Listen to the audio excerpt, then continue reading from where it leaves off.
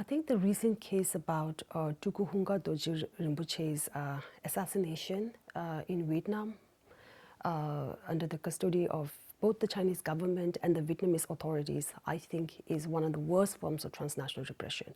And I think it really reminds us, not just our own community, but also to the international government, that these issues needs to be really addressed more openly, publicly, and that the perpetrators of these kind of transnational repression needs to be held accountable.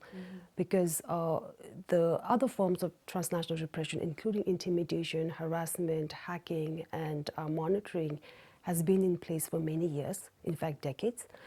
If you look at the the chronology of events, especially when it comes to Chinese government using these repression tactics, I think the recent case only highlights the urgency to act more proactively on this issue. I think in December last year, we also saw one of the first sort of international sanctioning done by Chinese government against a Tibetan advocacy organization in Canada, right? Yeah. The Canada-Tibet Committee, formally sanctioned by Chinese government for their advocacy work in Canada, for instance. These are very clear that the Chinese government is not really, has not really stopped its repression tactics abroad. It's only intensifying,